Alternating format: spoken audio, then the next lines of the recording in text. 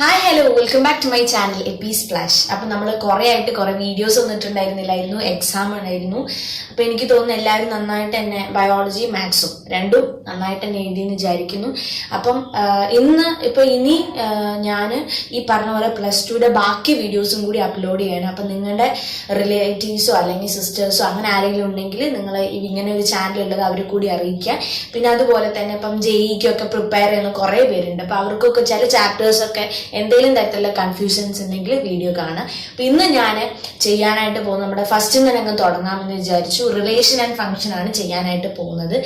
അപ്പം ഇതേ പറഞ്ഞ പോലെ നിങ്ങളുടെ മറ്റുള്ളവരുമായിട്ടും ഈ ഒരു വീഡിയോ അല്ലെങ്കിൽ ഒരു ചാനൽ നിങ്ങൾ ഷെയർ ചെയ്യുക. അപ്പം ഞാൻ വീഡിയോ സ്റ്റാർട്ട് ചെയ്യാനായിട്ട് പോകുന്നത് എപ്പോഴും പറയുന്ന പോലെ തന്നെ വീഡിയോ ഇഷ്ടപ്പെട്ടെങ്കിൽ ലൈക്ക് ചെയ്യുക. അതുപോലെ തന്നെ എന്തെങ്കിലും ഡൗട്ടോ കാര്യങ്ങളോ ഉണ്ടെങ്കിൽ കമന്റിലിടുക. മറക്കാതെ ചാനൽ സബ്സ്ക്രൈബ് ചെയ്യുക. അപ്പോൾ സ്റ്റാർട്ട് ചെയ്യാം. ഓക്കെ, അപ്പൊ ഞാൻ വീഡിയോ സ്റ്റാർട്ട് ചെയ്യാനായിട്ട് പോകണം. അപ്പൊ ഈ വീഡിയോയിൽ എങ്ങനെയാന്ന് ചോദിച്ചാൽ ഫസ്റ്റ് നമ്മൾ ഈ ചാപ്റ്ററിൽ 4-5 ടോപ്പിക്കുകൾ മാത്രമേ ഉള്ളൂ. അപ്പൊ ഈ ടോപ്പിക്കുകൾ നമ്മൾ ആദ്യം ഫുള്ളായിട്ടൊന്ന് പറഞ്ഞു പോകും. അതിനുശേഷം അതുമായി റിലേറ്റഡ് ആയിട്ടുള്ള ടഫുള്ള അല്ലെങ്കിൽ എക്സാമ്പിളുകളും കാര്യങ്ങളും ചെയ്യും. അങ്ങനെയാണ് ഈ ഒരു ചാപ്റ്റർ. ഈ അത്രത്തോളം സിമ്പിൾ ആണ്. അപ്പൊ ചില ബേസിക് ആയിട്ടുള്ള കാര്യങ്ങൾ മാത്രമേ ഈ ഒരു ചാപ്റ്ററിൽ പറയുന്നുള്ളൂ. അപ്പൊ ആദ്യം നമ്മൾ അതിലോട്ടാണ് പോകുന്നത്. അപ്പൊ ഫസ്റ്റ് ടോപ്പിക് എന്ന് പറയുന്നത് ഡിഫറെന്റ് ടൈപ്പ് ഓഫ് റിലേഷൻസ് ആണ്. ഓക്കെ, അപ്പൊ 3 ടൈപ്പ് ഓഫ് റിലേഷൻ ആണുള്ളത്. ഒന്നാമത്തെ റിലേഷന്റെ പേരാണ് റിഫ്ലെക്സീവ് റിലേഷൻ, രണ്ടാമത്തത് സിമെട്രിക്, 3 ട്രാൻസിറ്റീവ്. ഓക്കെ, അപ്പൊ എന്താണ് ഇപ്പൊ നമുക്കൊരു ക്വസ്റ്റ്യൻ ചെയ്ത് തരും, ഈ റിലേഷൻ റിഫ്ലെക്സീവ് ആണോ, സിമെട്രിക് ആണോ, ട്രാൻസിറ്റീവ് ആണോ, അല്ലെങ്കിൽ റിഫ്ലെക്സീവ് ആയ സിമെട്രിക്കും ട്രാൻസിറ്റീവ് അല്ലാത്തൊരു റിലേഷൻ എഴുതുക. അങ്ങനത്തെ ക്വസ്റ്റ്യൻസ് ആണ് പൊതുവെ ചോദിക്കാറുള്ളത്. അപ്പൊ ആദ്യം എന്താണ് റിഫ്ലെക്സീവ് റിലേഷൻ എന്ന് പറഞ്ഞാൽ, ഇപ്പൊ നമ്മളൊരു സെറ്റ് എടുക്കണം, ഒരു എ എന്ന് പറയുന്ന ഒരു സെറ്റ്.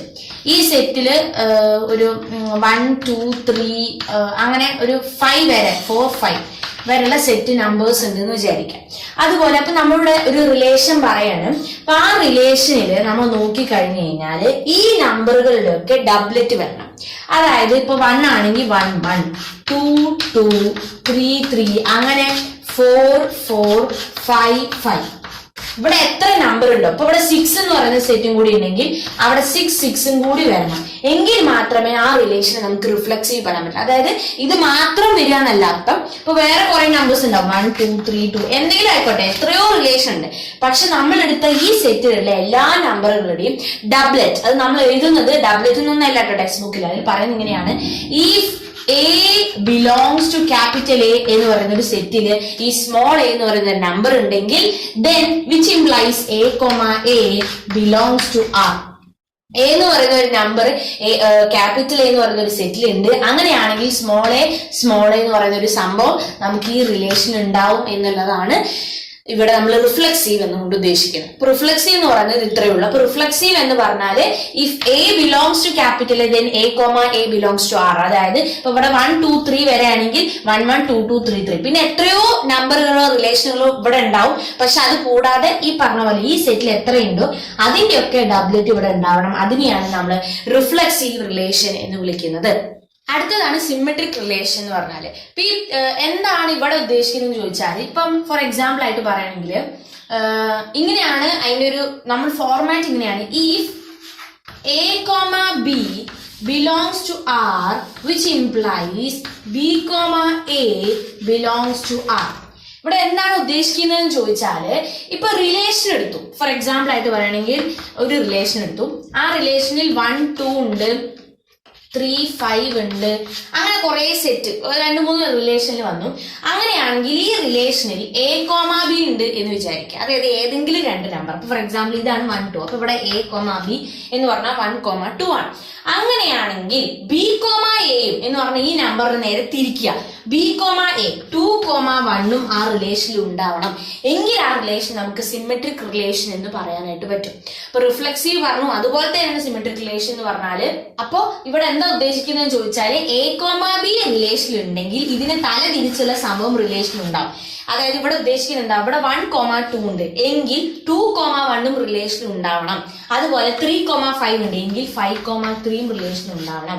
ഇവിടെ ഇപ്പൊ 3, 5 ഇല്ല എങ്കിൽ ഇവിടെ 5, 3 വേണം നിർബന്ധമില്ല. അതായത് A, B റിലേഷൻ ഉണ്ടെങ്കിൽ മാത്രം B, A വന്നു കഴിഞ്ഞാൽ അതിനാണ് സിമെട്രിക് റിലേഷൻ എന്ന് പറയുക. റെഡി ആയല്ലോ? അടുത്തതാണ് ട്രാൻസിറ്റീവ്. ട്രാൻസിറ്റീവ് എന്ന് പറഞ്ഞു കഴിഞ്ഞാല് if A comma b and b comma C belongs to R, which implies A, C belongs to R. ഇവിടെ എന്താ ഉദ്ദേശിക്കുന്നതെന്ന് ചോദിച്ചാല് എ കോമ ബി എന്ന് പറയുന്ന ഒരു സംഭവം അത് റിലേഷനിലുണ്ട്. അതുപോലെ ബി കോമ സി, ഇവിടെ ഈ രണ്ട് അടുത്തടുത്ത നമ്പേഴ്സ് സെയിം ആയിരിക്കും. അപ്പൊ എ കോമ ബിയും ബി കോമ സിയും ഉണ്ട് എന്ന് വിചാരിക്കാം. അങ്ങനെയാണെങ്കിൽ റിലേഷനിൽ എ കോമ സിയും ഉണ്ടായിരിക്കണം. ഫോർ എക്സാമ്പിൾ ആർ എന്ന് പറയുന്ന റിലേഷൻ 1 2 ഉണ്ട്, 2 1 ഉണ്ട് എന്ന് വിചാരിക്കാം. ഇതാണ് 2 3 എന്ന് വിചാരിച്ചു. ഏതെങ്കിലും നമ്പർ ഞാൻ വെറുതെ മനസ്സിലാക്കാൻ വേണ്ടി പറയാം. അപ്പൊ ഇത് എ കോമ ബി ആണ് എന്ന് വിചാരിക്കാം. അങ്ങനെയാണെങ്കിൽ ഇത് നോക്കൂ, രണ്ടും ഒരേ സെയിം. അപ്പൊ ഇത് നമുക്ക് ബി കോമ സി എന്ന് എഴുതാം. അപ്പൊ ഇവിടെ അങ്ങനെ ഈ രണ്ട് നമ്പേഴ്സ്, അറ്റത്തുള്ള ഈ രണ്ട് നമ്പേഴ്സ് സെയിം ആയി കഴിഞ്ഞാൽ ദൂരെയുള്ള ഈ നമ്പേഴ്സ് വെച്ചിട്ടുള്ളൊരു റിലേഷൻ കൂടി അവിടെ ഉണ്ടാവണം എന്നുള്ളതാണ് ട്രാൻസിറ്റീവ് റിലേഷന്റെ അർത്ഥം. അപ്പൊ ട്രാൻസിറ്റീവ് എന്ന് പറഞ്ഞാൽ a comma b and b comma c belongs to R ആണെങ്കിൽ എ കോമ സിയും ബിലോങ്സ് ടു ആർ ആയിരിക്കും എന്നുള്ളതാണ് ഈ പറഞ്ഞ ട്രാൻസിറ്റീവ് റിലേഷൻ എന്ന് പറഞ്ഞാൽ. അപ്പൊ ഇവിടെ എ കോമ ബിയും ബി കോമ സിയും ഇല്ല എന്ന് വിചാരിക്കുക. അതായത് ഫോർ എക്സാമ്പിൾ ആയിട്ട് പറയുകയാണെങ്കിൽ 1,2 ഉണ്ട്, 2,3 ഇല്ല. 1,2 ഉണ്ട്, 2,3 ഇല്ല. അങ്ങനെയാണെങ്കിൽ 1,3 വരണമെന്നൊരു നിർബന്ധമില്ല. എ കോമ ബിയും ഉണ്ട്, ബി കോമ സിയും ഉണ്ട് എങ്കിൽ എ കോമ സി വരണം. അതിനെയാണ് നമ്മൾ ട്രാൻസിറ്റീവ് റിലേഷൻ എന്ന് പറയുക. അപ്പൊ നമ്മളിവിടെ 3 റിലേഷൻ ഡിസ്കസ് ചെയ്തു: റിഫ്ലെക്സീവ്, സിമെട്രിക്, ട്രാൻസിറ്റീവ്. ഈ 3 റിലേഷനും കൂടി ഒരുമിച്ച് വിളിക്കുന്ന പേരാണ് ഇക്വാലൻസ് റിലേഷൻ. അപ്പൊ നമുക്കൊരു ക്വസ്റ്റ്യൻ ഉണ്ടാവും, ഇത് ഇക്വാലൻസ് ആണെന്ന് കാണിക്കാൻ, അല്ലെങ്കിൽ ഈ റിലേഷൻ ഇക്വാലൻസ് ആണോ, ഇങ്ങനത്തെ ക്വസ്റ്റ്യൻസ് ആണ് വരാറുള്ളത്. അപ്പൊ നമ്മൾ എന്താണ് പ്രൂവ് ചെയ്യേണ്ടത്? ഈ തന്നിരിക്കുന്ന റിലേഷൻ റിഫ്ലെക്സീവ് ആണ്, സിമെട്രിക് ആണ്, ട്രാൻസിറ്റീവ് ആണെന്ന് പ്രൂവ് ചെയ്ത് കഴിഞ്ഞാൽ അത് നമുക്ക് ഈ പറഞ്ഞ പോലെ ഇക്വാലൻസ് ആണെന്ന് നമുക്ക് പെട്ടെന്ന് പ്രൂവ് ചെയ്യാം. റെഡി ആണല്ലോ? അപ്പൊ നമ്മൾ ഇതുമായി ബന്ധപ്പെട്ടുള്ള ക്വസ്റ്റ്യൻസ് ചെയ്യുന്നതായിരിക്കും. അതിന് മുമ്പ് ഞാൻ പറഞ്ഞ പോലെ ബാക്കി ടോപ്പിക്സിലോട്ട് പോകണം. അതാണ് 1 1 ആൻഡ് ഓൺ 2. 2 തരം ഫംഗ്ഷൻസ് ആണ് നമുക്ക് ടെക്സ്റ്റ് ബുക്കിൽ കൊടുത്തിരിക്കുന്നത്. 1 1 ഫംഗ്ഷനും ഓൺ 2 ഫംഗ്ഷനും. 1 1 ഫംഗ്ഷന്റെ മറ്റൊരു പേരാണ് ഇൻജക്റ്റീവ് ഫംഗ്ഷൻ. ഇൻജക്റ്റീവ്. ഓൺ 2യുടെ മറ്റൊരു പേരാണ് സർജക്റ്റീവ് എന്ന് പറയുന്നത്. ഓക്കെ ആണല്ലോ? അപ്പൊ 1 1 ആൻഡ് ഓൺ 2. അപ്പൊ എന്താണ് ഈ രണ്ട് ഫംഗ്ഷനെയും പ്രത്യേകത എന്നുള്ളതാണ് നമ്മൾ അടുത്ത് ഡിസ്കസ് ചെയ്യാനായിട്ട് പോകുന്നത്. അപ്പൊ ഇതില് 1 1 റിലേഷൻ എന്ന് പറഞ്ഞാൽ, ഫോർ എക്സാമ്പിൾ ആയിട്ട് ഫംഗ്ഷൻ എന്ന് പറഞ്ഞാൽ ഒരു ഫംഗ്ഷൻ നമ്മൾ എടുക്കുക. ഇങ്ങനെയാണല്ലോ നമ്മൾ വരയ്ക്കുക, ആരോ ഡയഗ്രം അല്ലെ, എ കോമ ബി. അപ്പൊ എന്ന് ബിയിലോട്ടാണ് ഒരു ഫംഗ്ഷൻ എന്ന് വിചാരിക്കുക. 1 2 3 4. ഇവിടെ നമ്മൾ നോക്കുകയാണെങ്കിൽ 3 ഞാൻ വെറുതെ എഴുതുന്നതാണ്. ഏതെങ്കിലും ഒരു റിലേഷൻ അത് ഫംഗ്ഷൻ ആക്കിയിട്ട് എഴുതി. അപ്പൊ ഇവിടെ 1 3 റിലേറ്റ് ചെയ്തു, 2 5 റിലേറ്റ് ചെയ്തു, 3 6 റിലേറ്റ് ചെയ്തു, 4 7 റിലേറ്റ് ചെയ്തു.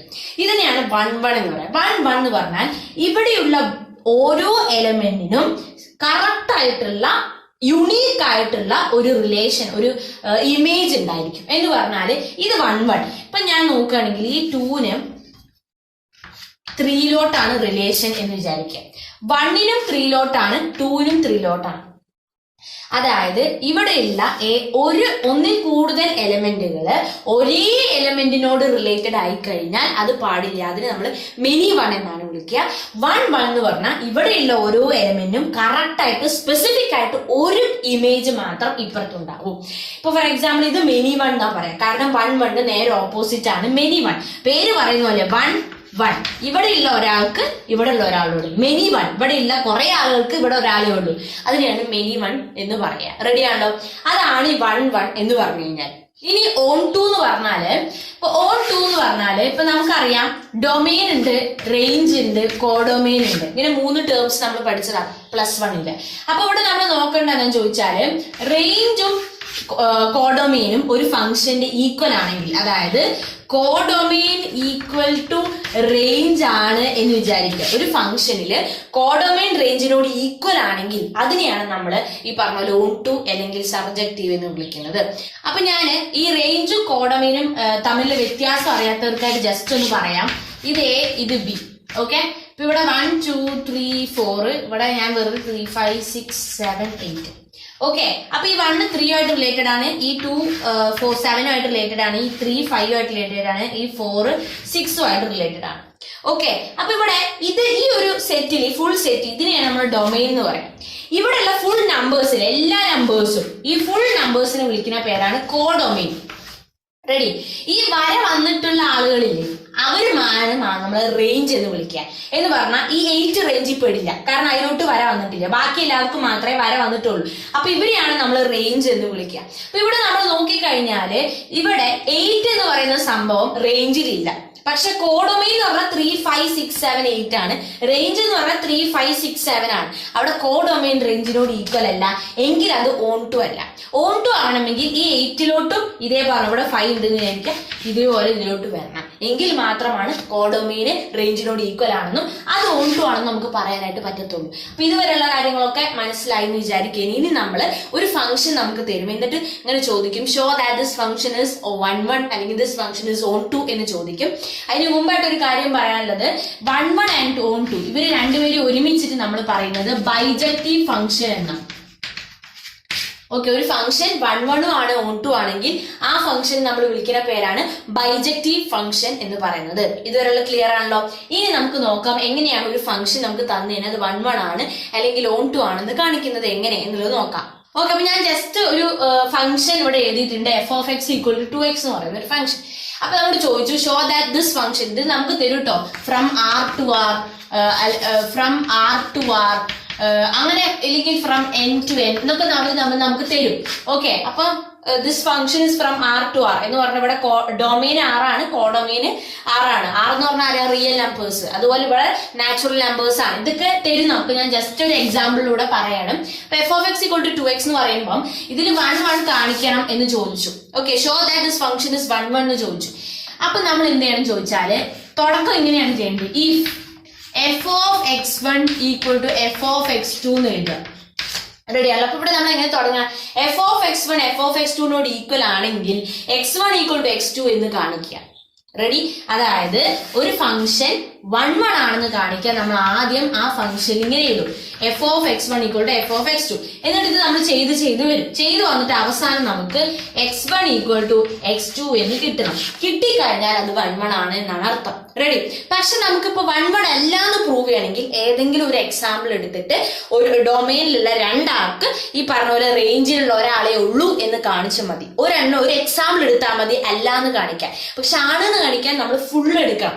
നമ്മളെല്ലാം എന്തെങ്കിലും ഒരു തെറ്റ് കാണിക്കുമ്പോൾ എപ്പോഴും ചെറിയൊരു തെറ്റെങ്കിലും മതി എന്ന് പറയും. അതുപോലെ നമ്മൾ എല്ലാന്ന് കാണിക്കാൻ ഒരൊറ്റ എക്സാമ്പിൾ മതി. ആ ഫുൾ ഫംഗ്ഷൻ നമുക്ക് 1 അല്ല എന്ന് പ്രൂവ് ചെയ്യാം. പക്ഷെ 1 ആണെന്ന് പ്രൂവ് ചെയ്യാൻ നമ്മൾ വേരിയബിൾസ് ഉപയോഗിച്ച് ചെയ്യണം. അതാണ് f(x1 = f(x2) എന്ന് എടുക്കുന്നത്. റെഡി? അപ്പൊ നമുക്ക് ഈ ഒരു എക്സാമ്പിൾ എങ്ങനെയാണ് ഇത് ചെയ്യാൻ നോക്കാം. ഇവിടെ ഈ എക്സിന്റെ സ്ഥാനത്ത് നമ്മൾ 2x1, ഇതാണ് അർത്ഥം. ഇതെന്താ? ഇത് f(x) ആണ്. അതായത് ഈ എക്സിന്റെ സ്ഥാനത്ത് ഇവിടെ x1 വന്നു, അപ്പൊ ഈ എക്സിന്റെ സ്ഥാനത്ത് ഇവിടെ x1 വരും, ഈക്വൽ ടു 2. ഈ 2ഉം പോയി, ബാക്കി ഒരു x1 = x2 ഉണ്ടാവും. അതായത് thus it is 1. റെഡി ആണല്ലോ? ഇനി ഓൺ2 ആണെന്ന് പ്രൂവ് ചെയ്യാൻ എങ്ങനെയെന്നുള്ളതാണ് പറയാൻ പോകുന്നത്. ഇപ്പൊ ഇവിടെ ഓൺ2 ചിലവരൊക്കെ ചെയ്യുന്ന കാണാം, നമ്മള് കോഡൊമൈൻ എടുക്കും, റേഞ്ചും കണ്ടുപിടിച്ചിട്ട് രണ്ടും ഇക്വേറ്റ് ചെയ്ത് ചെയ്യുമ്പോൾ നമുക്ക് ഭയങ്കര പാടെന്ന് പറയുമ്പോൾ എപ്പോഴും നമുക്ക് കോഡൊമൈൻ റേഞ്ച് അറിയാനില്ല. കോഡൊമൈൻ നമുക്ക് ക്വസ്റ്റ്യനിൽ തരും, റേഞ്ച് നമുക്ക് അറിയാൻ പാടില്ല. അപ്പൊ അങ്ങനെ വരുന്ന സമയത്ത് നമ്മൾ എന്തെങ്കിലും ചോദിച്ചാൽ ഈ ഫംഗ്ഷന് നമ്മൾ y = 2x എന്ന് എഴുതും. ഈ f(x) എന്ന് പറയുന്നത് ശരിക്കും പറഞ്ഞാല് ഇപ്പൊ നമ്മൾ ഇങ്ങനെ ആരോ ഡയഗ്രം വരയ്ക്കുമ്പോൾ ഇത് x-ഉം ഇത് y-ഉം ആണ്. ഇങ്ങോട്ടാണ് നമ്മൾ റിലേറ്റ് ചെയ്യുന്നത്, x to y ആണ് റിലേറ്റ് ചെയ്യുന്നത്. ഈ y എന്ന് പറയുന്നതാണ് ഇവിടുത്തെ ഫംഗ്ഷൻ f(x) എന്ന് പറയുന്നത്. അപ്പൊ ഇവിടെ ഇതിന് നമ്മൾ y = 2x എന്ന് എഴുതണം. എന്നിട്ട് നമ്മൾ ഇതിന് x കാണാം, therefore x = y/2.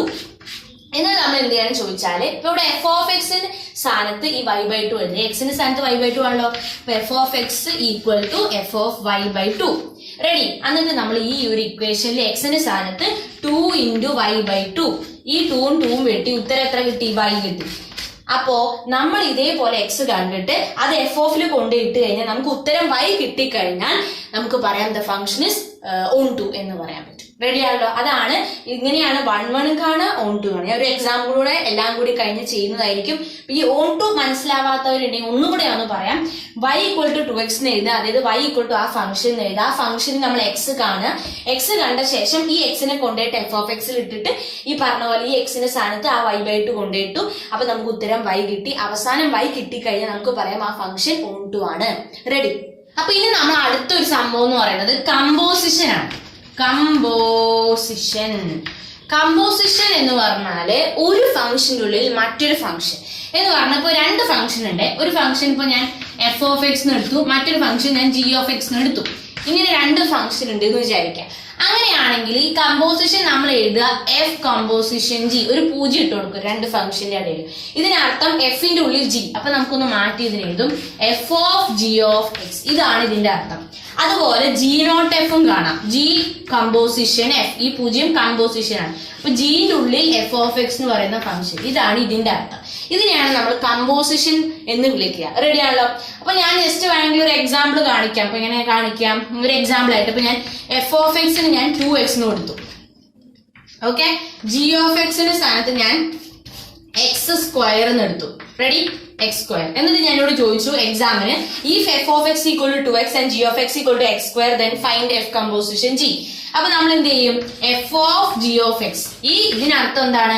ആദ്യത്തെ ഫംഗ്ഷന്റെ ഉള്ളിൽ രണ്ടാമത്തെ ഫംഗ്ഷൻ എന്നാണ്. അപ്പൊ ആ എഫ് അതേപോലെ വെക്കുക. ആദ്യം ഉള്ളിലുള്ള ഫംഗ്ഷൻ ഉണ്ട്, ജി ഓഫ് എക്സ് എന്താ? X square. ഇനി ഇവിടെ അർത്ഥം ഈ ഫംഗ്ഷൻ എഫ് ഓഫ് എക്സിലോട്ട് നോക്കാം. എഫ് ഓഫ് എക്സ് 2x ആണ്. അങ്ങനെ എഫ് ഓഫ് എക്സ് സ്ക്വയർ എന്തായിരിക്കും? 2 ഇൻറ്റു എക്സിന്റെ സ്ഥാനത്ത് എക്സ് സ്ക്വയർ എഴുതാം. therefore this is equal to 2x square എന്ന് കിട്ടി. റെഡി? ഇനി എങ്ങനെ ജി ഓഫ് എക്സ് കാണാം? ജി കമ്പോസിഷൻ എഫ് എക്സ് എന്ന് പറയുമ്പോ ഞാൻ ഇവിടെ ചെയ്യാം. ജി കമ്പോസിഷൻ എഫ് എന്ന് പറയുമ്പോൾ G of F of X ആണ് അല്ലെ? അപ്പൊ G of F of X എന്ന് പറഞ്ഞാൽ 2x ആണ്. അപ്പൊ ഇവിടെ എക്സിന്റെ സ്ഥാനത്ത് 2x കൊടുക്കണം. ഈ ഒരു എക്സിന്റെ സ്ഥാനത്ത് 2x ഇട്ടാൽ ഈ എക്സിന്റെ സ്ഥാനത്ത് 2x വരും, അതിനുശേഷം ഹോൾ സ്ക്വയർ. ഇതിനർത്ഥം എന്താ? ഇവിടെ എക്സ് എവിടെയൊക്കെ ഉണ്ടോ അവിടെയൊക്കെ നമ്മൾ 2x ഇട്ട് കൊടുക്കണം എന്നാണ്. അപ്പൊ ഇവിടെ എക്സിന്റെ സ്ഥാനത്ത് 2x ഇട്ടിട്ട് ഹോൾ സ്ക്വയർ എന്ന് പറഞ്ഞാൽ 4x സ്ക്വയർ എന്ന് കിട്ടും. അപ്പൊ എഫ് കമ്പോസിഷൻ ജി കിട്ടിയപ്പോ എനിക്ക് 2x സ്ക്വയർ എന്ന് കിട്ടി. അതുപോലെ ഇത് കിട്ടിയപ്പോ എനിക്ക് 4x സ്ക്വയർ എന്ന് കിട്ടി. റെഡി ആണല്ലോ? അപ്പൊ ഇതാണ് ഇവിടെ ഒരു സംഭവമായിട്ട് നമുക്ക് മനസ്സിലാക്കേണ്ട. അപ്പൊ ഇതാണ് എഫ് ഓഫ് കമ്പോസിഷൻ ജിയും ജി കമ്പോസിഷൻ എഫും. പിന്നെ നമ്മൾ മനസ്സിലാക്കേണ്ട മറ്റൊരു പോയിന്റ് ഇവിടെ കിടക്കുന്നുണ്ട്. അതെന്താന്ന് വെച്ചാല്, ആ ഒരു കാര്യം പറയുന്നതിന് മുമ്പായിട്ട് ഞാൻ ഫസ്റ്റ് നമുക്ക് ഇൻവേഴ്സിനെ കുറിച്ച് അറിയാം, അതിന് ശേഷം ആ ഒരു പോയിന്റിലോട്ട് പോവാം. അപ്പൊ ഇൻവേഴ്സ് എന്ന് പറയുമ്പം ഒരു ഫംഗ്ഷന് നമുക്ക് തരും, അതൊരു ചോദിക്കും ഈ ഫംഗ്ഷൻ ഇൻവേർട്ടബിൾ ആണോ, അതിന് ഇൻവേഴ്സ് ഉണ്ടാവുമോ എന്ന് ചോദിക്കും. ഒരു ഫംഗ്ഷൻ തന്നിട്ട് അത് ഇൻവേർട്ടബിൾ ആണോ എന്ന് കണ്ടുപിടിക്കാൻ ആ ഫംഗ്ഷൻ ബൈജക്റ്റീവ് ആണെന്ന് പ്രൂവ് ചെയ്താൽ മതി. ബൈജക്റ്റീവ് എന്ന് പറഞ്ഞാൽ എന്താ? 1 1 on 2. അപ്പൊ ഒരു ഫംഗ്ഷൻ നമുക്ക് തരും, തന്നിട്ട് ചോദിക്കും ഇത് ഇൻവേർട്ടബിൾ ആണോ. അപ്പൊ നമ്മൾ ആദ്യം 1 1 ഇത് 1 1 ആണ് എന്ന് പ്രൂവ് ചെയ്തു, ഇത് on 2 ആണെന്ന് പ്രൂവ് ചെയ്തു. അതായത് this function is a bijective function, thus it is invertible. ഇങ്ങനെയാണ് നമ്മൾ ആൻസർ ചെയ്തത്. റെഡി? അപ്പൊ ഞാൻ അതിന്റെ എക്സാമ്പിളിലോട്ട് പോകുന്നില്ല, ഞാനൊരു ചോദ്യം ഉണ്ടാക്കി വെച്ചിട്ടുണ്ട്, അത് നമ്മൾ ചെയ്യും. അപ്പൊ ഇതാണ് ഇൻവേഴ്സ് എന്ന് പറഞ്ഞു കഴിഞ്ഞാൽ. പിന്നെ ചോദിക്കാവുന്ന ഒരു മറ്റൊരു സംഭവമാണ്, രണ്ട് ഫംഗ്ഷൻസ് തരും. ഫോർ എക്സാമ്പിൾ ആയിട്ട് ഇപ്പൊ എഫ് ഓഫ് എക്സും അതുപോലെ ജി ഓഫ് എക്സും. എന്നിട്ട് ചോദിക്കും ഇവർ രണ്ടുപേരും അങ്ങോട്ടും ഇങ്ങോട്ടും ഇൻവേർട്ടബിൾ ആണോ എന്ന്. അതായത് ഫോർ എക്സാമ്പിൾ ആയിട്ട് പറയുകയാണെങ്കിൽ ഇപ്പൊ നമ്മൾ എഫ് കമ്പോസിഷൻ ജി ചെയ്തു, അത് ജി കമ്പോസിഷൻ എഫിനോട് ഈക്വൽ ആണെന്നും അത് എക്സ് എന്ന് പറയുന്ന വാല്യൂവിനോട് ഈക്വൽ ആണെന്നും നമുക്ക് കിട്ടി. F composition g equal to g composition f equal to x എന്ന് കിട്ടിക്കഴിഞ്ഞാൽ നമുക്ക് പറയാം എഫും ജിയും അങ്ങോട്ടും ഇങ്ങോട്ടും ഇൻവേർട്ടബിൾ ആണ്. ഇല്ലെങ്കിൽ ഈ എഫിന്റെ ഇൻവേഴ്സ് ജി ആണെന്നും ജിയുടെ ഇൻവേഴ്സ് എഫ് ആണെന്നും. അങ്ങനെയാണെങ്കിൽ മാത്രം എഫ് കമ്പോസിഷൻ ജി ചെയ്തു കഴിഞ്ഞാലും ജി കമ്പോസിഷൻ എഫ് ചെയ്താലും അത് ഈക്വൽ ആയിട്ടും അത് എക്സ് എന്ന് പറയുന്ന വാല്യൂ ആയിട്ട് നമുക്ക് കിട്ടുന്നതായിരിക്കും. റെഡി ആണല്ലോ? അപ്പൊ അതാണ് ഇവിടെ. ഇനി നമുക്ക് മറ്റൊരു സംഭവം കൂടി ഉണ്ട്. ഒരു ഫംഗ്ഷൻ തരും, ഒരു എക്സാമ്പിൾ ആയിട്ട് ഞാൻ പറയാം, f of x equal to 4x + 2. Okay, just ഒരു എക്സാമ്പിൾ ആണ്. F of x 4. എന്നിട്ട് നമ്മൾ ചോദിച്ചു find the inverse of this function എന്ന് ചോദിച്ചു. അപ്പൊ ആദ്യം നമ്മള് ഇൻവേഴ്സ് കാണുക എന്ന് പറയുമ്പോൾ ഇതിൽ ഇങ്ങനെ ക്വസ്റ്റ്യൻ വരും കേട്ടോ. ഇപ്പൊ ഒരു ഫംഗ്ഷൻ തന്നിട്ട് ചോദിക്കും whether it is invertible, if it is invertible find the inverse of the given function എന്ന് ചോദിക്കും. അപ്പൊ ഫസ്റ്റ് നമ്മൾ ഇൻവേർട്ടബിൾ ആണെന്ന് പ്രൂവ് ചെയ്യാൻ 1 1 ആണെന്ന് പ്രൂവ് ചെയ്യണം, on 2 ആണെന്ന് പ്രൂവ് ചെയ്യും. ഇത് രണ്ടും നിങ്ങൾ പ്രൂവ് ചെയ്ത് നോക്കുക. അതിന് ശേഷം നമ്മൾ ചോദിച്ചു ഇൻവേഴ്സ് കാണാനാണ്. ഇൻവേഴ്സ് കാണാൻ ചോദിച്ചാൽ നമ്മൾ on 2 ചെയ്ത പോലെ y ഈക്വൽ ടു 4x + 2 എന്ന് എഴുതുക. അതേപോലെ എങ്ങനെയാണോ on 2 പ്രൂവ് ചെയ്ത് അതേപോലെ ഇതിന്ന് 4x എക്സ് കാണാം. അപ്പൊ എക്സ് കാണുമ്പോ 4x y - 2 ആയിട്ടും എക്സിന്റെ സ്ഥാനത്ത് y - 2/4 ആയിട്ട് നമുക്ക് കിട്ടും. റെഡിയാണല്ലോ? y - 2/4 ആയിട്ട് നമുക്ക് കിട്ടും. അതാണ് എക്സ് എന്ന് പറഞ്ഞാല്. ഈ സംഭവം ഇവിടെ നമ്മൾ എഴുതി ഈ സംഭവമില്ലേ അതായിരിക്കും. പിന്നെ നമ്മൾ on 2 ചെയ്യുമ്പോൾ നമ്മൾ എഫ് ഓഫ് എക്സ് എന്നൊക്കെ ഇട്ടിട്ട് അത് y ആണെന്ന് പ്രൂവ് ചെയ്തു. അതൊന്നും ഇവിടെ വേണ്ട. ഇൻവേഴ്സ് പ്രൂവ് ചെയ്യാൻ ഇവിടെ നമുക്ക് കിട്ടിയ ഉത്തരവില്ലേ അത് എഫ് ഇൻവേഴ്സ് y ആയിരിക്കും. ഇപ്പൊ നമ്മൾ ചെയ്ത് വന്ന് എക്സ് നമ്മൾ കണ്ടുപിടിച്ച് നമുക്ക് ഇവിടെ കിട്ടി.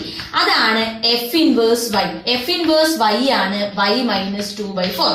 പക്ഷെ നമുക്ക് കാണാൻ പറഞ്ഞിരിക്കുന്ന ഫംഗ്ഷൻ എഫ് ഓഫ് എക്സിന്റെ ഇൻവേഴ്സ് ആണ്, എഫ് ഇൻവേഴ്സ് എക്സ് ആണ്. അപ്പൊ എഫ് ഇൻവേഴ്സ് എക്സ് എന്ന് പറഞ്ഞാൽ ഇവിടെ വൈയുടെ സ്ഥാനത്ത് നമ്മൾ എക്സ് ഇട്ട് കൊടുക്കുക, എക്സ് - 2/4.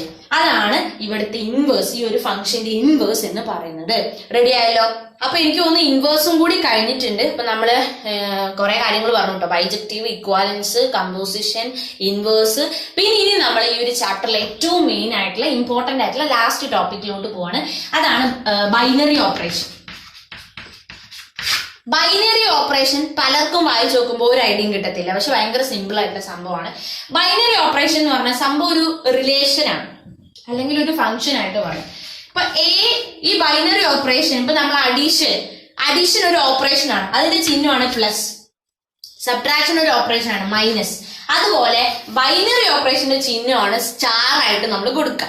അപ്പൊ ഒരു എലമെന്റ് സ്റ്റാർ രണ്ടാമത്തെ എലമെന്റ് എന്ന് പറഞ്ഞിട്ട് നമുക്കൊരു കണ്ടീഷൻ ആയിട്ട് തരും. അതായത് ഇപ്പോ A*B = A+B/2 എന്നെങ്കിലും അവർ പറയും. അപ്പൊ ഇത് ഇഷ്ടമുള്ള രീതിയിലായിക്കോട്ടെ. ഇതിനർത്ഥം എന്താണെന്ന് ചോദിച്ചാല് ഇത് A+B/2 തന്നെ വരണമെന്ന് ഒരു നിർബന്ധമില്ല. ക്വസ്റ്റ്യൻ എടുത്തു കഴിഞ്ഞാൽ നിങ്ങൾക്ക് കുറെ ബൈനറി ഓപ്പറേഷൻസ് ഉണ്ടായിരിക്കും. അപ്പൊ ഒരു ഫംഗ്ഷൻ നമുക്ക് തന്നിട്ട് ചോദിക്കും ഇത് ബൈനറി ഓപ്പറേഷൻ ആണോ എന്ന് ചോദിക്കും. അപ്പൊ ഇവിടെ ഇതിനർത്ഥം എന്താ, ആദ്യത്തെ എലമെന്റ് സ്റ്റാർ രണ്ടാമത്തെ എലമെന്റ് എന്ന് പറഞ്ഞാൽ ആദ്യത്തെ എലമെന്റ് പ്ലസ് രണ്ടാമത്തതേ /2 ആണ് ചെയ്യേണ്ടത്. റെഡി? അപ്പൊ ഈ ബൈനറി ഓപ്പറേഷൻസിന്റെ പ്രത്യേകത അത് A×A ആയിരിക്കും അതിന്റെ ഫംഗ്ഷൻ. ഇതായിരിക്കും അതിന്റെ ഡൊമൈൻ, ഇതായിരിക്കും അതിന്റെ കോഡൊമൈൻ. ഇതിന്റെ അർത്ഥം ടെക്സ്റ്റ് ബുക്കിൽ ഇങ്ങനെ ഉണ്ടാവും, binary operations are operations from A*A to A എന്ന് തരും. എന്ന് പറഞ്ഞാൽ അതിന് അർത്ഥം എന്താണെന്ന് ചോദിച്ചാൽ, ഇപ്പൊ നമ്മൾ A എന്ന് പറയുന്ന ഒരു സെറ്റ് 1 2 3 4 5. അപ്പൊ ഇതിൽ നമ്മളൊരു ബൈനറി ഓപ്പറേഷൻ കൊടുത്തു കഴിഞ്ഞാൽ, ഫോർ എക്സാമ്പിൾ ആയിട്ട് ഇപ്പൊ പറഞ്ഞു A*B എന്ന് പറയുന്നത് A+B ആണ് എന്ന് പറഞ്ഞു. ഓക്കെ, അപ്പൊ ഇവിടെ നമ്മൾ A*B എന്ന് പറഞ്ഞ A+B ആണ്. നമ്മൾ ക്വസ്റ്റ്യൻ ചോദിച്ചു ഇതൊരു ബൈനറി ഓപ്പറേഷൻ ആണോ? ബൈനറി ഓപ്പറേഷൻസ് എപ്പോഴും ഒരൊറ്റ സ്റ്റേറ്റിലായിരിക്കും, ഓൺ A എന്ന് പറഞ്ഞാൽ A to A മാത്രമേ നമ്മൾ നോക്കുള്ളൂ. അപ്പൊ ഇത് നമ്മൾ നോക്കി കഴിയുമ്പോൾ, ഫോർ എക്സാമ്പിൾ ആയിട്ട് നമ്മുടെ ക്വസ്റ്റ്യൻ ചോദിച്ചു ഇതൊരു ബൈനറി ഓപ്പറേഷൻ ആണ്. അപ്പൊ നമ്മൾ നോക്കാം 1*5 ചെയ്യാം. 1*5 പറഞ്ഞാൽ ആദ്യത്തെ നമ്പർ പ്ലസ് രണ്ടാമത്തെ നമ്പർ ആണ്, ദാറ്റ് ഈസ് ഈക്വൽ ടു 6 ആണ്. അപ്പൊ 1 + 5 6 ആണ്. ബൈനറി ഓപ്പറേഷൻസിൽ നമ്മൾ ചെയ്ത് നമുക്ക് കിട്ടുന്ന ഒരു ഉത്തരം ഉണ്ടാവില്ല, ആ ഉത്തരവും ആ സെറ്റിലെ ഒരു അംഗമായിരിക്കണം. റെഡി ആണല്ലോ? അതായത് ഇപ്പൊ ഇവിടെ 6 ചെയ്തു, ആ 6 നമുക്ക് ഈ സെറ്റിൽ ഇല്ല, അപ്പൊ ഇത് ബൈനറി ഓപ്പറേഷൻ അല്ല. ബൈനറി ഓപ്പറേഷനിൽ നമുക്ക് ഒരു ഓപ്പറേഷൻ തരും, ആ ഓപ്പറേഷൻ ചെയ്ത് നമ്മൾ നമ്പേഴ്സ് ഇട്ട് ചെയ്ത് നോക്കുമ്പോൾ നമുക്ക് കിട്ടുന്ന വാല്യൂസ് ആ സെറ്റിന്റെ ഉള്ളിലുള്ള ആളുകൾ തന്നെയായിരിക്കണം. പുറത്തുനിന്ന് ഒരാളും ബൈനറി ഓപ്പറേഷനിൽ വരാൻ പാടില്ല.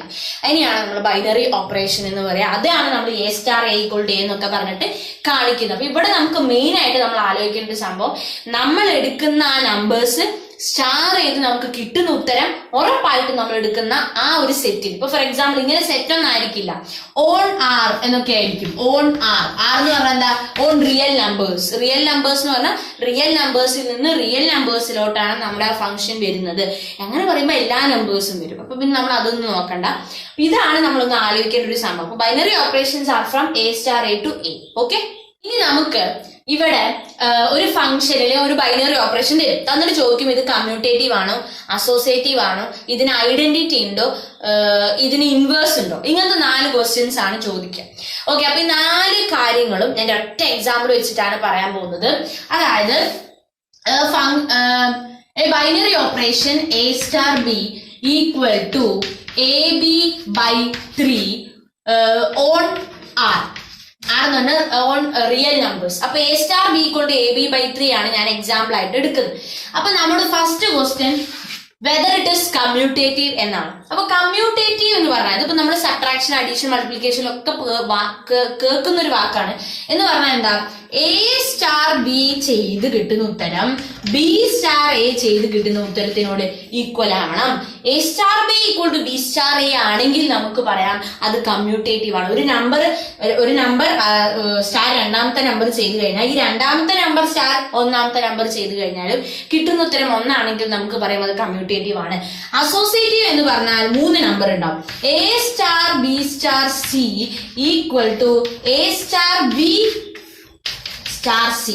ആദ്യത്തെ ഞാൻ മാറ്റി വെച്ചു, എങ്ങനെ വേണമെങ്കിൽ പറയാം. രണ്ടാമത്തെ സ്റ്റാർ മൂന്നാമത്തെ ചെയ്തു, എന്നിട്ട് ഒന്നാമതുമായിട്ട് സ്റ്റാർ ചെയ്തു. അല്ലെങ്കിൽ ആദ്യത്തെ സ്റ്റാർ രണ്ടാമത്തെ ചെയ്ത ശേഷം മൂന്നാമതായിട്ട് സ്റ്റാർ ചെയ്തു. അങ്ങനെ എങ്ങനെ ചെയ്തു കഴിഞ്ഞാൽ നമുക്ക് ഒരേ ഉത്തരം കിട്ടുകയാണെങ്കിൽ നമുക്ക് പറയാം അസോസിയേറ്റീവ് ആണ്. അപ്പൊ നമുക്ക് ആദ്യം ഇത് രണ്ടും പ്രൂവ് ചെയ്യാം. അപ്പൊ നമ്മൾ നോക്കി കഴിയുമ്പോൾ ഇത് കമ്മ്യൂട്ടേറ്റീവ് ആണെന്ന് പ്രൂവ് ചെയ്യണം. അപ്പൊ ഞാൻ ആദ്യം A സ്റ്റാർ ബി എന്ന് പറയുന്നത് ആദ്യത്തെ നമ്പർ ഇൻറ്റു രണ്ടാമത്തെ നമ്പർ ബൈ 3 ആണ് നമുക്ക് തന്നിരിക്കുന്ന കണ്ടീഷൻ. അപ്പൊ ഞാൻ B സ്റ്റാർ എ കണ്ടു, തല ഉത്തരം നമ്പേഴ്സ് ഇട്ട് കഴിഞ്ഞാൽ ആദ്യത്തെ നമ്പർ B ഇൻറ്റു രണ്ടാമത്തെ നമ്പർ ബൈ 3. ഇതും ഈക്വൽ അല്ലേ? കാരണം എന്താ, AB തന്നെയാണ് B എന്ന് പറഞ്ഞത്. അപ്പൊ this is equal to AB by 3. That is A star B equal to B star A. Thus it is commutative. ഇതാണ് കമ്മ്യൂട്ടേറ്റീവ് നമ്മൾ പ്രൂവ് ചെയ്യുന്നത്. ഇനി അസോസിയേറ്റീവ് വരുന്ന സമയത്ത് നമ്മൾ 3 നമ്പേഴ്സ് എടുക്കണം. അപ്പൊ A സ്റ്റാർ B, ഇപ്പൊ ഈ C തന്നെ വരണമെന്നൊന്നും ഒരു നിർബന്ധവും ഇല്ലേ, നമുക്ക് ഇഷ്ടമുള്ള നമ്പേഴ്സ് എടുക്കാം. അപ്പൊ A star B star C, ഞാൻ ആദ്യത്തതും രണ്ടാമത്തതും സ്റ്റാർ ചെയ്ത് എന്നിട്ട് ശേഷം ബാക്കി സ്റ്റാർ സി ചെയ്യാൻ വിചാരിച്ചു. അപ്പൊ A സ്റ്റാർ B എന്ന് പറഞ്ഞാൽ എന്താ അർത്ഥം? ആദ്യത്തതേ ഇൻറ്റു രണ്ടാമത്തതേ ബൈ 3 സ്റ്റാർ സി. അപ്പൊ ഇനി നമ്മൾ സ്റ്റാർ ചെയ്യുമ്പോൾ ഇത് ആദ്യത്തെ നമ്പർ ആണ്, ഇതാണ് ഇവിടുത്തെ രണ്ടാമത്തെ നമ്പർ. ഓക്കെ ആണല്ലോ? യെസ്. അപ്പൊ ആദ്യത്തെ നമ്പർ ഇത് ഇൻറ്റു രണ്ടാമത്തെ നമ്പർ ബൈ 3. മനസ്സിലാവുണ്ടോ? യെസ്. അപ്പൊ ഇതിവിടെ നമ്മൾ നമ്പർ ആയിട്ട് എടുക്കാം. അപ്പൊ നമുക്ക് ഭയങ്കര എളുപ്പമായിരിക്കും. ഈ 3 മുകളിലോട്ട് വരും. അപ്പൊ ABC by 3 into 3 9. So ABC by 9 എന്ന് കിട്ടി. ഇനി നമുക്ക് ഇതൊന്ന് തിരിച്ചു കാണണം. A star B star C കാണണം. നോക്കാം. അപ്പോ A star B star C. Okay. അപ്പൊ ഞാൻ A സ്റ്റാർ ബ്രാക്കറ്റിലുള്ളതാണ് ആദ്യം എടുക്കാൻ, അത് മാറ്റി വെച്ചു. ഇതില് first element into second divided by 3. അപ്പൊ ഇതാണ് ഇവിടുത്തെ രണ്ടാമത്തെ നമ്പർ. ഇത് നമുക്ക് എങ്ങനെ എഴുതാം? ആദ്യത്തെ നമ്പർ ഇൻറ്റു രണ്ടാമത്തെ number divided by 3 equal to ABC by 9. ഇത് തന്നെയല്ലേ തൊട്ട് മുമ്പ് ചെയ്തപ്പോൾ നമുക്ക് കിട്ടിയത്. Thus it is associative. Ready ആണല്ലോ? അപ്പൊ അസോസിയേറ്റീവ് പറഞ്ഞു, കമ്മ്യൂട്ടേറ്റീവ് പറഞ്ഞു. ഇനി നമ്മൾ ഐഡന്റിറ്റി കണ്ടുപിടിക്കാൻ പോവാണ്. ഐഡന്റിറ്റി എന്ന് പറയുന്നത് നമ്മൾ ഈ ഒരു ചാപ്റ്ററിൽ ഐഡന്റിറ്റി എന്താണെന്ന് ഞാൻ ആദ്യം പറയാം, അതിന് ശേഷം ബാക്കിയുള്ള കാര്യങ്ങൾ പറയാം. അതായത് നമ്മളൊരു സ്റ്റാർ ചെയ്യണം. അപ്പൊ A സ്റ്റാർ ഏതെങ്കിലും ഒരു നമ്പർ, ഞാൻ ആ ഒരു നമ്പർ E എന്ന് പറയുന്നത് ഏതെങ്കിലും ഒരു നമ്പർ എടുത്തു. അപ്പൊ എനിക്ക് A തന്നെ കിട്ടി. ഒരു നമ്പർ വേറൊരു നമ്പറുമായിട്ട് സ്റ്റാർ ചെയ്തപ്പോൾ അതേ നമ്പർ കിട്ടി എന്ന് പറഞ്ഞാൽ ഇത് ഐഡന്റിറ്റി എലമെന്റ് ആണ് എന്നാണ് പറയാം. റെഡി ആണല്ലോ? അപ്പൊ നമ്മളിവിടെ ഐഡന്റിറ്റി എലമെന്റുകൾക്ക് E എന്നാണ് കൊടുക്കുന്നത്. അപ്പൊ നിങ്ങൾ എപ്പോഴെങ്കിലും നിങ്ങളുടെ ഐഡന്റിറ്റി എലമെന്റ് കണ്ടുപിടിക്കാൻ പറയുമ്പോൾ ആദ്യം എഴുതേണ്ട ഇക്വേഷൻ ഇതാണ്. A star equal to A, where E is the identity element. This is equal to B star E. ഇങ്ങനെയൊക്കെ ടെക്സ്റ്റ് ബുക്കിൽ കാണാം കേട്ടോ. ഞാൻ എപ്പോഴും ഇവിടെ വരെ ചെയ്യാറുള്ളൂ. B സ്റ്റാർ E അല്ല. A star E is equal to A, that is equal to E star A എന്ന് പറഞ്ഞാൽ A സ്റ്റാർ E എന്ന് പറഞ്ഞാൽ that is equal to A. ഇത് തലകുത്തനെ ഇട്ട് കഴിഞ്ഞാൽ ഇതേ ഉത്തരം കിട്ടും, അത്രേ ഉള്ളൂ. അപ്പൊ ഇവിടെ നമ്മൾ ശ്രദ്ധിക്കേണ്ടത്, നമ്മൾ എപ്പോ ഐഡന്റിറ്റി എലമെന്റ് ചോദിച്ചാലും ഇതിന്ന് തുടങ്ങണം. അപ്പൊ നമ്മൾ ഈ ഒരു ഇക്വേഷൻ ഇതൊന്ന് അപ്ലൈ ചെയ്ത് നോക്കാം. അപ്പൊ ഈ ഒരു സംഭവത്തിൽ നമുക്ക് ഐഡന്റിറ്റി എലമെന്റ് കാണണം. അപ്പൊ ഞാൻ എന്ത് ചെയ്തു, ഞാൻ ഐഡന്റിറ്റി കേട്ട ഉടനെ ഫസ്റ്റ് ഞാൻ ഉടനെ പോയിട്ട് അങ്ങ് A star E equal to A എന്ന് എഴുതി. ഓക്കെ, ഇതാണ് നമുക്ക് ഫസ്റ്റ് സ്റ്റെപ്പായിട്ട് എഴുതേണ്ടത്. അതിനുശേഷം ഇവിടെ A സ്റ്റാർ E എന്ന് പറഞ്ഞാൽ എന്താ അർത്ഥം? ഇവിടെ നമ്മൾ പറഞ്ഞു സ്റ്റാർ ചെയ്യുന്ന സമയത്ത് ആദ്യത്തേത് ഇൻറ്റു രണ്ടാമത്തേത് ബൈ 3 ചെയ്താൽ മതി. അപ്പൊ ആദ്യത്തേത് ഇൻറ്റു രണ്ടാമത്തേത് ബൈ 3 ഈക്വൽ ടു A. ഇവിടെ 2 A ഉണ്ട്, ഈ എയും വെട്ടിപ്പോയി, ഈ 3 ഇങ്ങോട്ട് വരും, E equal to 3. So identity element ഇവിടെ എത്രയാണ്? 3. ഇതിനർത്ഥം എന്താ? ഏത് എലിമെന്റ് നമ്മൾ ഇതുമായി സ്റ്റാർ ചെയ്താൽ അതേ ഉത്തരം, ആ നമ്പർ തന്നെ നമുക്ക് ഉത്തരമായിട്ട് കിട്ടും. അതിനെയാണ് ഐഡന്റിറ്റി എലിമെന്റ് എന്ന് പറയുന്നത്. ഒരു കാര്യം പ്രത്യേകം ശ്രദ്ധിക്കണം, ഐഡന്റിറ്റി ഉണ്ടെങ്കിൽ മാത്രമേ ആ സംഭവത്തിന് ഇൻവേഴ്സ് ഉണ്ടാവുള്ളൂ. അപ്പൊ പിന്നെ ഐഡന്റിറ്റി ഇല്ലാന്ന് കണ്ടാൽ പിന്നെ ഇൻവേഴ്സിലോട്ട് പോകേണ്ട ആവശ്യമില്ല. പിന്നെ ഒരു കാര്യം കൂടി പ്രത്യേകം ശ്രദ്ധിക്കേണ്ട ഒരു സംഭവം, ഇപ്പൊ നമുക്ക് ഈ ചില സമയത്ത് നമുക്ക് 4A എന്നോ 3A എന്നൊക്കെ കിട്ടും എന്ന് പറഞ്ഞാൽ അതിന് അർത്ഥം എന്താ? അതായത് ആ വേരിയബിൾ നഷ്ടപ്പെടില്ല, ആ A അവിടെ തന്നെ ഉണ്ടാവും. ഒരിക്കലും ഐഡന്റിറ്റി എലിമെന്റ് എപ്പോഴും യുണീക്ക് ആണ്. യുണീക്ക് എന്ന് പറഞ്ഞു കഴിഞ്ഞാൽ ഇപ്പൊ A എന്ന് പറയുമ്പോൾ A എന്ന് പറയുന്ന ഒരു നമ്പർ ആണ്. ശരിക്കും പറഞ്ഞാൽ Aക്ക് 1 ആവാം, 2 ആവാം, 3 ആവാം. അപ്പൊ Aക്ക് 1 വരുമ്പോൾ E എന്ന് പറയുന്നത് 4 × 1 4 ആവും. AK2 ആകുമ്പോൾ ഈ എന്ന് പറയുന്നത് 4 × 2 8 ആവും. അതായത് എന്റെ വാല്യൂ അനുസരിച്ച് ഈ മാറിക്കൊണ്ടേയിരിക്കും. ഒരിക്കലും അങ്ങനെ ഒരു ഐഡന്റിറ്റി എലിമെന്റ് ഉണ്ടാവില്ല. നമുക്ക് എപ്പോഴെങ്കിലും ഐഡന്റിറ്റി എലിമെന്റ് ഇങ്ങനെ കിട്ടുകയാണെങ്കിൽ, അതായത് എയും കൂടി വന്ന് കിട്ടുകയാണെങ്കിൽ അത് നമുക്ക് അതിന് ഐഡന്റിറ്റി എലിമെന്റ് ഇല്ലാതെ തന്നെ നമുക്ക് പറയാം. കാരണം അത് യുണീക്ക് അല്ല എന്ന് വേണമെങ്കിൽ നമുക്ക് പറയാം. ഇനി നമ്മൾ ഇൻവേഴ്സ് കാണാം. ഇപ്പൊ നമ്മൾ ഐഡന്റിറ്റി എലിമെന്റ് ആണ് പറഞ്ഞത്. അതുപോലെയാണ് നമ്മൾ ഇൻവേഴ്സ് കാണുമ്പോൾ നമ്മൾ തുടങ്ങേണ്ടത് A*B = E. ഒരു ഫംഗ്ഷന്റെ ഇൻവേഴ്സ് എന്ന് പറഞ്ഞാൽ ആ ഫംഗ്ഷനുമായിട്ട് ഇപ്പൊ ബി എയുടെ ഇൻവേഴ്സ് ആണെന്ന് വിചാരിക്കാം. അങ്ങനെയാണെങ്കിൽ ആ സംഭവമായിട്ട് ഈ എലിമെന്റ് നമ്മൾ സ്റ്റാർ ചെയ്യുമ്പോൾ നമുക്ക് ഐഡന്റിറ്റി എലിമെന്റ് തൊട്ട് മുമ്പേ നമ്മൾ കണ്ടുപിടിച്ച ഐഡന്റിറ്റി എലിമെന്റ് കിട്ടണം. എങ്കിൽ അതിന് നമുക്ക് ഇതിന്റെ ഇൻവേഴ്സ് എന്ന് പറയാം. എന്ന് പറഞ്ഞാൽ ഒരു നമ്പർ അതിന്റെ ഇൻവേഴ്സുമായി സ്റ്റാർ ചെയ്യുമ്പോൾ നമുക്ക് ഐഡന്റിറ്റി എലിമെന്റ് കിട്ടും എന്ന് പറയുന്ന ഐഡിയ ഉപയോഗിച്ചിട്ടാണ് ഈ പറഞ്ഞ ഇൻവേഴ്സ് നമ്മൾ കാണും. അപ്പൊ നമ്മൾ വെറുതെ ടെസ്റ്റിന് എ ഇൻവേഴ്സിന് സ്ഥലത്ത് ബി എന്ന് പറയുന്ന മറ്റൊരു ലെറ്റർ വെച്ച് റീപ്ലേസ് ചെയ്തു, അത്രേ ഉള്ളൂ. അതിലൊന്നും വലിയ കാര്യമില്ല. ഇപ്പൊ ഇൻവേഴ്സ് വെച്ച് നമ്മൾ തുടങ്ങുമ്പോൾ ഫസ്റ്റ് നമ്മൾ എഴുതേണ്ട സ്റ്റെപ്പ് A*B = E എന്നാണ്. അപ്പൊ നമ്മൾ ഇതിൽ അപ്ലൈ ചെയ്യാം. A*B എന്ന് പറഞ്ഞാൽ ആദ്യത്തതേ ഇൻറ്റു രണ്ടാമത്തതേ ബൈ 3. ഇപ്പൊ ഇതന്നെ വരണമെന്നില്ല കേട്ടോ. ചില ക്വസ്റ്റ്യനിലൊക്കെ നമുക്ക് വേറെ A+B ആയിരിക്കും ഓപ്പറേഷൻ എങ്കിൽ ഇവിടെ A+B എന്നാണ് എഴുതുക. റെഡിയാണല്ലോ. അപ്പൊ AB/3 = E. ഈ നമുക്ക് തൊട്ട് മുമ്പേ കിട്ടി എത്രയാണ്? 3. അപ്പൊ ഈ സ്ഥാനത്ത് 3 എന്ന് എഴുതാം. AB എന്ന് പറഞ്ഞാൽ ഈ 3 × 3 എത്രയായി? 9 ആയി. അപ്പൊ ഇവിടെ നമുക്ക് B = 9/A എന്ന് കിട്ടി. അപ്പൊ എയുടെ ഇൻവേഴ്സ് എന്ന് പറയുന്നത് ബി ആണ്. Therefore A inverse = 9/A. ഇതാണ് ഇവിടുത്തെ ഇൻവേഴ്സ്. ഇപ്പൊ ഒരാളുടെ ഈ ഒരു ഫംഗ്ഷനിൽ ഈ ഒരു ഓപ്പറേഷനിൽ ഒരാളുടെ ഇൻവേഴ്സ് കാണാൻ 9 ആ നമ്പർ ചെയ്ത് കഴിഞ്ഞാൽ അതിന്റെ ഇൻവേഴ്സ് കിട്ടും എന്നാണ് ഇതിന്റെ ഐഡിയ. അപ്പൊ ഇത് റെഡിയാന്ന് വിചാരിക്കുന്നത്. ടെക്സ്റ്റ് ബുക്കിലുള്ള ഒരു ക്വസ്റ്റ്യൻ ആണ് ഈ പറഞ്ഞ AB/3 ബൈനറി ഓപ്പറേഷൻ. ഏതാണ് എനിക്ക് ഓർമ്മയില്ല. അപ്പൊ ആ ഒരു ക്വസ്റ്റ്യൻ വെച്ചിട്ട് തന്നെ നമുക്ക് എല്ലാ സംഭവങ്ങളും ചെയ്യാനായിട്ട് പറ്റും. ഇനി എനിക്ക് ജസ്റ്റ് ഒരു കാര്യം കൂടി പറയാനുള്ള സംഭവമാണ് മൾട്ടിപ്ലിക്കേഷൻ ടേബിൾ പോലെ നമുക്ക് ഒരു ബൈനറി ഓപ്പറേഷൻ ഒരു ടേബിൾ ഉണ്ട്. അതൊന്ന് നോക്കാം. അതിൽ വലുതായിട്ടൊരു നോക്കാനായിട്ടൊന്നും ഇല്ല, പക്ഷെ ഞാൻ ജസ്റ്റ് ഒന്ന് കാണിക്കാം. അപ്പൊ ഇവിടെ ഇങ്ങനെ സ്റ്റാർന്ന് എഴുതും. എന്നിട്ട് ഇവിടെ അല്ല 1 2 3 1 2 3. ഓക്കെ.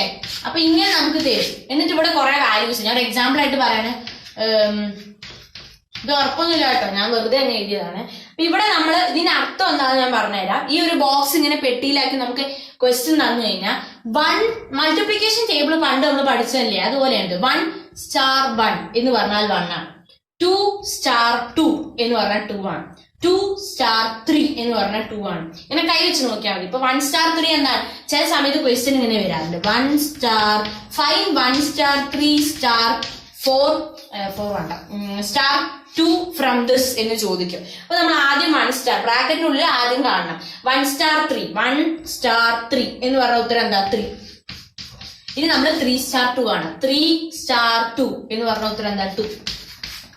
അപ്പൊ ഉത്തരം 2 ആണ്. റെഡി ആണല്ലോ. അപ്പൊ ഇതാണ് ബൈനറി ഓപ്പറേഷന്റെ ഒരു ടേബിൾ എന്ന് പറയുന്ന സംഭവം. അപ്പൊ ഇതുവരെയുള്ള എല്ലാ കാര്യങ്ങളും ഡിസ്കസ് ചെയ്തോടെ നമ്മൾ ഫുൾ ചാപ്റ്ററും കവർ ചെയ്തിട്ടുണ്ട്. അപ്പൊ 2-3 ഒരു കുറച്ച് ചോദ്യം മാത്രമേ നമ്മൾ ചെയ്യുന്നുള്ളൂ. 2-3 എക്സാമ്പിളും 2-3 എക്സസൈസ് ക്വസ്റ്റ്യൻസും. അതോടെ നമ്മൾ ഈ ചാപ്റ്റർ ഫുൾ ആയിട്ട് കവർ ചെയ്യും. ഒരു കാര്യം നമ്മൾ പെൻഡിങ് ആയിട്ടില്ല. അപ്പൊ നമുക്ക് നോക്കാം. അപ്പം ഇന്ന് ഇത്ര മതി. കാരണം കുറേ ആയിട്ടുണ്ട് വീഡിയോൻ്റെ ലെങ്ത് എന്ന് പറയുന്ന സംഭവം. അപ്പം നമ്മൾ ഇതിൻ്റെ എക്സാമ്പിൾസും എക്സസൈസ് ക്വസ്റ്റ്യൻസും ഒക്കെ അടുത്ത വീഡിയോയിൽ ചെയ്യുന്നതായിരിക്കും. അപ്പം ഇതേപോലെ ഇങ്ങനെ ഫ്രണ്ട്സുമായിട്ട് ഷെയർ ചെയ്യണം. ഇങ്ങനൊരു ചാനലുള്ളത് +2 പോകുന്ന കുട്ടികൾക്ക് ഉറപ്പായിട്ടും ഇത് ഉപകാരപ്പെടും. അപ്പം അവരോട് പറഞ്ഞ് ഇങ്ങനൊരു ചാനലുള്ളത് അവരുമായിട്ടും നിങ്ങളൊന്ന് ഷെയർ ചെയ്യുക. അപ്പം അതുപോലെ പറയാനുള്ള സംഭവങ്ങളൊക്കെ പറഞ്ഞു കഴിഞ്ഞിട്ടുണ്ട്. അപ്പോൾ ലൈക്ക് ചെയ്യാനും സബ്സ്ക്രൈബ് ചെയ്യാനും കമൻറ്റ് ചെയ്യാനും മറക്കണ്ട. അപ്പോൾ ഓക്കെ, ടാറ്റ ഫ്രം എപ്പി സ്പ്ലാഷ്.